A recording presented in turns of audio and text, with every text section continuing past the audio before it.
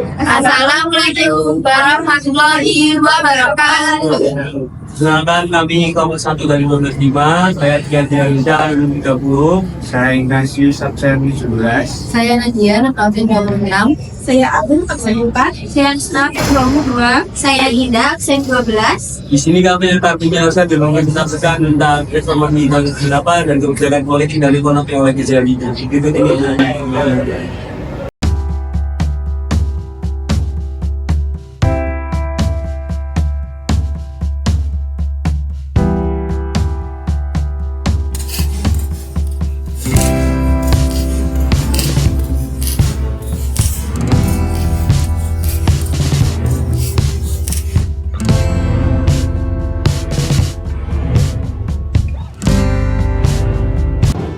Reformasi 1998 adalah momen besar dalam sejarah Indonesia.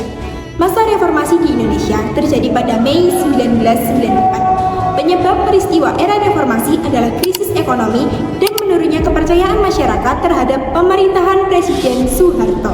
Kepercayaan tersebut menurun karena pemerintahan tidak mampu mengatasi krisis ekonomi yang sedang dialami Indonesia pada tahun 1997. Kondisi pemerintahan Indonesia sebelum masa reformasi 1998 didominasi oleh kalangan militer, sehingga demokrasi kurang berjalan dengan baik.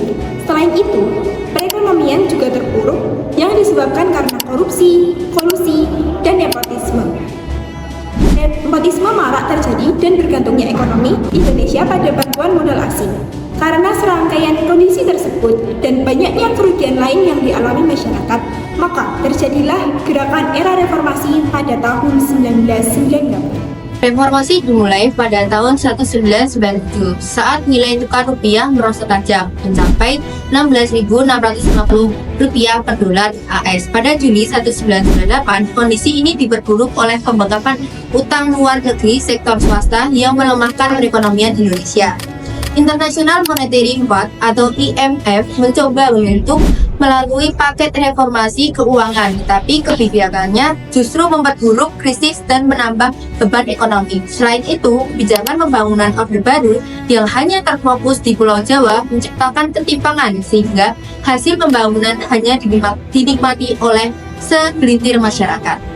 KKN menjadi salah satu faktor utama yang memicu ketidakpuasan masyarakat terhadap pemerintahan Orde Baru yang dipimpin oleh Soeharto. Praktik KKN menyebabkan ketidakadilan sosial, kemiskinan, dan krisis ekonomi yang parah, terutama saat krisis moneter 1997 sampai 1998. Gerakan mahasiswa dan masyarakat sipil menuntut reformasi untuk mengatasi KKN dan memperbaiki tata kelola pemerintahan.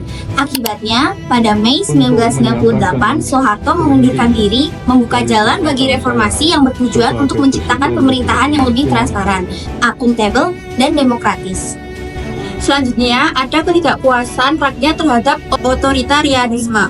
Di bawah kepemimpinan Soeharto, suara rakyat dibungkam, pers dikontrol ketat, dan hak asasi manusia sering diabaikan. Ketidakpuasan ini memuncak saat krisis ekonomi melanda.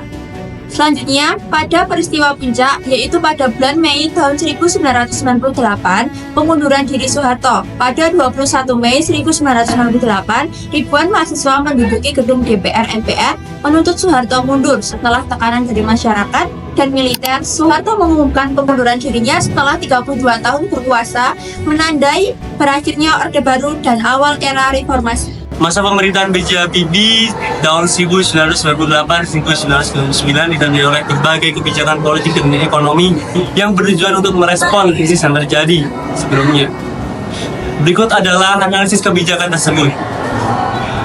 Kebijakan politik yang pertama, Habibie memperkenalkan reformasi politik, termasuk Amandemen UUD 1945 untuk meningkatkan demokrasi dan menjamin hak asasi manusia.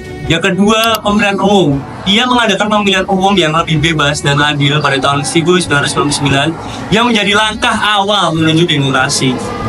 Yang terakhir adalah desentralisasi. Kebijakan desentralisasi diberlakukan memberikan lebih banyak otonomi kepada daerah dalam pengelolaan pemerintah. Kebijakan ekonomi. 1. Stabilisasi ekonomi. Habibie menerapkan program stabilisasi ekonomi untuk mengatasi dampak krisis moneter, termasuk pengendalian inflasi dan restrukturisasi perbankan. Yang kedua, privatisasi. Ia mendorong privatisasi perusahaan milik negara untuk meningkatkan investasi dan menarik investasi asing. Yang ketiga, program sosial. Beberapa program sosial diluncurkan untuk membantu masyarakat yang terdampak krisis. Meskipun tantangan tetap ada dalam pelaksanaannya.